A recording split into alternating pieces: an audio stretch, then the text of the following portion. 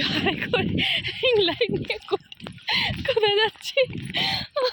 Hello everyone, তোমরা তো দেখতেই পেলে রিং লাইটটা আমি হাতে করে নিয়ে যাচ্ছি, এক প্রকার ঘাড়ে চাপিয়ে নিয়ে যাচ্ছি। আর আমার বাড়িতে এই যে দেখো একজন গেস্ট এসেছে।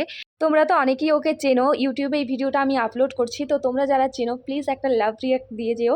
আর বুঝতেই পারছো এখানে ট্রানজ্যাকশন ভিডিও শ্যুট হচ্ছে।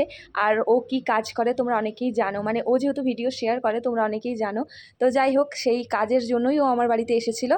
আর এই যে দেখো পুরো লুকটা আমি তোমাদের সঙ্গে শেয়ার করে দিচ্ছি শর্টস ভিডিওতেই। তো লং ভিডিওটা যারা দেখতে চাও তারা অবশ্যই লং ভিডিওটা দেখতে পারবে। তার জন্য এই ভিডিওর নিচে আমি লং ভিডিওর লিঙ্কটা দিয়ে দেবো, তো ওখানে গিয়ে তোমরা দেখতে পারবে। প্লাস আমার চ্যানেলেও ভিডিওটা আপলোড করা থাকছে। আর এখানে দেখো লজ্জা পাচ্ছে, কারণ সত্যি ওকে খুব সুন্দর লাগছিল দেখতে। আর এই লুকটা অসাধারণ হয়েছিল, সবাই সবাই ভীষণ পছন্দ করেছে এই লুকটা। আর তারপর আমি ওদের জন্য না খাবারও আনতে গিয়েছিলাম আমার বাড়িতে, আর সবাই মিলে ওখানে খাওয়া দাওয়া করেছি। আমি খেয়েছিলাম বাড়িতে, খেয়ে দিয়ে খাবার নিয়ে গেছিলাম। দেখো বৃদ্ধির লুক তো বিয়ের টাইমেই দেখা যায়, মানে তখন ফটোশ্যুট হয়, ক্যামেরাম্যান আসে, ছবি তোলা হয়, তখন দেখা যায়। কিন্তু যদি এই রকমভাবে শ্যুট করা হয় তাহলে কিন্তু পাশাপাশি অনেকেই শ্যুটগুলো দেখতে আসে, কারণ সচরাচর এই ধরনের ফটোশ্যুট সবসময় হয় না। এবার চলো শ্যুটে আসা যাক। জানো তো ওই দিনকে ভীষণ মজা করেছিলাম, এত রৌদ্র ছিল, এত গরম ছিল, তাও আমরা ফাটিয়ে মজা করেছি। শুধু তাই নয়, লুকটাও তো খুব সুন্দর এসেছে।